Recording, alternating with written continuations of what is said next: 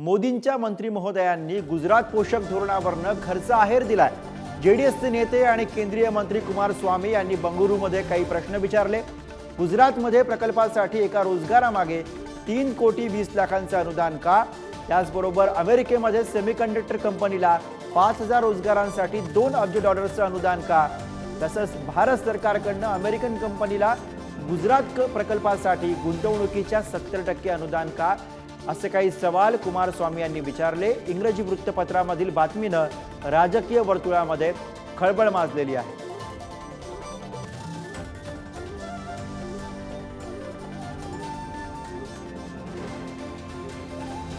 तर कुमारस्वामी यांचं हे चर्चेतलं विधान एका इंग्रजी वृत्तपत्रानं या विधानाचा उल्लेख केलेला आहे आणि त्यावरनं अर्थातच राजकीय वर्तुळामध्ये खळबळ माजलेली आहे। कुमारस्वामी हे नरेंद्र मोदी यांच्या मंत्रिमंडळामध्ये मंत्री आहेत आणि त्यांनी अशा पद्धतीने आक्षेप घेतल्यामुळे चर्चा होती आहे।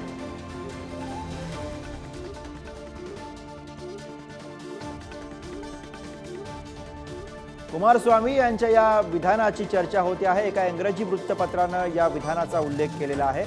गुजरातमधल्या प्रकल्पासाठी देण्यात आलेल्या अनुदानावरनं कुमारस्वामी यांनी काही सवाल उपस्थित केलेले आहेत आणि त्यावरनं आता राजकीय वर्तुळामध्ये चर्चा सुरू झालेली आहे। कारण कुमारस्वामी हे आपल्याला ठाऊक आहे नरेंद्र मोदी यांच्या मंत्रिमंडळामध्ये मंत्री आहेत, त्यामुळे अर्थातच या विधानाकडे घरचा आहेर म्हणून बघितलं जातं।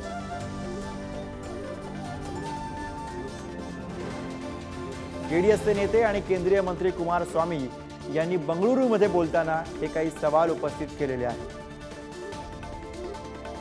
आणि याच विषयी अधिक बोलूया। दिल्लीतनं आपले प्रतिनिधी शिवाजी काळे सध्या आपल्यासोबत आहेत।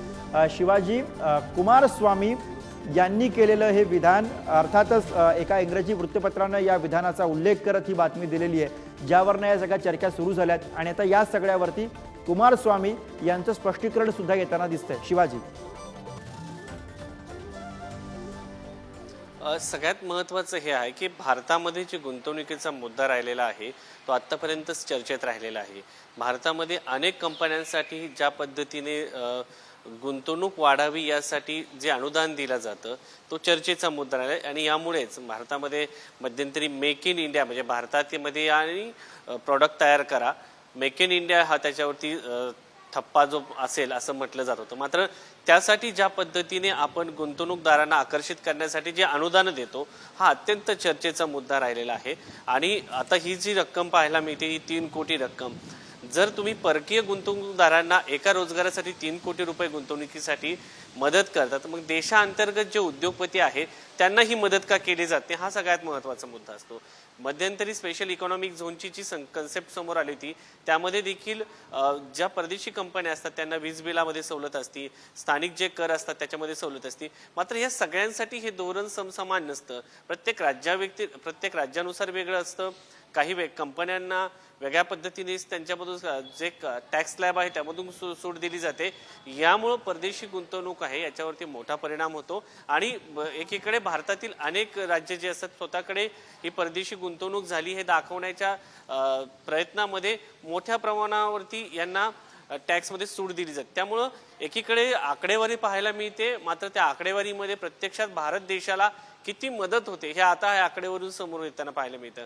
मध्यंतरीच्या काळामध्ये ज्या पद्धतीने कोविड नंतर टेस्ला असो, ॲपल असो अशा कंपन्या भारतामध्ये गुंतवणूक करत होत्या, कारण त्यांना चीनच्या ऐवजी आशिया खंडामध्ये दुसरा पर्याय हवा होता। मात्र भारताकडून एक सातत्यपूर्ण आणि एक धोरण आखणं गरजेचं होतं, ते आखताना आपल्याला पाहायला मिळत नाही। वेगवेगळ्या राज्यामध्ये वेगवेगळी धोरणं आपल्याला पाहायला मिळत आहे आणि या धोरणामुळे जो गुंतवणूकदार असतो तो काही ठिकाणी आकर्षला जातो तर काही ठिकाणी जो आहे तो मागे जाताना पाहायला मिळतो। कारण जागतिक स्तरावरती जेव्हा आपण भारताची प्रतिमा मांडत असतो तेव्हा अशा पद्धतीचे धोरण गुंतवणूक धोरण जे आहे ते असेल तर परदेशी गुंतवणूकदार भारताकडे आकर्षित होणार नाही। आणि या संदर्भात अनेक जे अर्थतज्ञ आहेत, जागतिक अर्थतज्ञ आहेत, यांनी या संदर्भात भाष्य केले। भारताचं हे जे धोरण आहे अनेक वेगवेगळ्या कंपन्यांना आर्थिक मदत करणं, मध्यंतरी देशांतर्गत काही डोमेस्टिक कंपन्यांना मोठ्या प्रमाणात मदत करण्यात आली होती. याबाबत विरोधी पक्षांनी देखील याच्या संदर्भात